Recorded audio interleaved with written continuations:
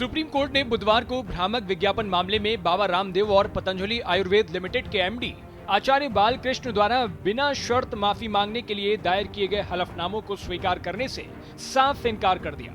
Justice हिमा कोहली और justice Ahsanuddin Amanullah Patanjali Ayurveda limited के खिलाफ इंडियन मेडिकल एसोसिएशन द्वारा दायर याचिका पर सुनवाई कर रहे थे। पीठ ने सुनवाई के दौरान कहा कि हम इस मामले में इतने उदार नहीं बनना चाहते। सुप्रीम कोर्ट ने पतंजलि आयुर्वेद के खिलाफ कार्रवाई नहीं करने को लेकर उत्तराखंड राज्य लाइसेंसिंग प्राधिकरण के प्रति भी कड़ी नाराजगी जताई।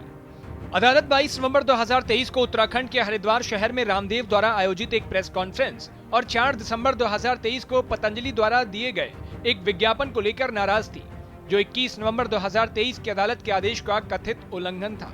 चूंकि अदालत ने माफी मांगने वाले उनके पहले के हलफनामों पर असंतोष व्यक्त किया था, इसलिए 6 अप्रैल को बिना शर्त माफी मांगते हुए नए हलफनामे दायर किए गए थे।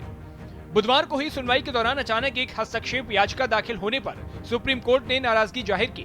सुप्रीम कोर्ट ने याचिकाकर्ता पर 10,000 रुपए का जुर्माना लगाकर याचिका को खारिज कर दिया। सुप्रीम कोर्ट ने कहा कि जब मामला सार्वजनिक चर्चा में आ गया तो हम क्यों हलफनामे में किसी आधार पर राहत दें। बाबा रामदेव और आचार्य बालकृष्ण की ओर से पेश वकील मुकुल रोहितगी ने कहा कि हमने प्रक्रिया पूरी की थी, दूसरे पक्ष को भी हलफनामा दिया था।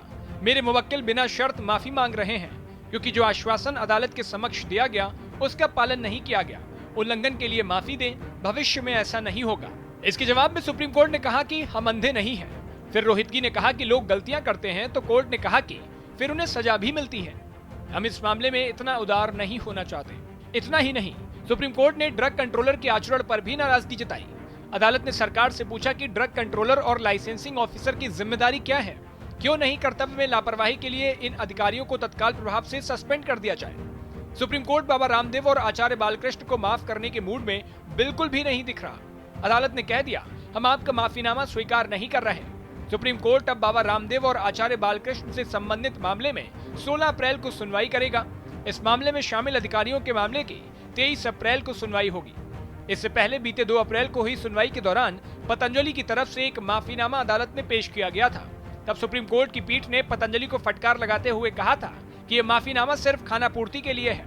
इसके बाद 10 अप्रैल को सुनवाई की तारीख तय कर दी गई थी। अदालत ने बीमारियों के इलाज का दावा करने वाले विज्ञापनों के लिए पतंजलि और उसकी सहायक कंपनी दिव्य फार्मेसी के खिलाफ कार्रवाई करने में विफल रहने के लिए उत्तराखंड राज्य की भी खिंचाई की। साथ ही उत्तराखंड राज्य लाइसेंसिंग प्राधिकरण को भी कड़ी फटकार लगाते हुए कहा कि आप लोगों की जान के साथ खिलवाड़ कर रहे हैं। नवंबर से आदेश हो रहे हैं, फिर भी आपको बुद्धि नहीं आई।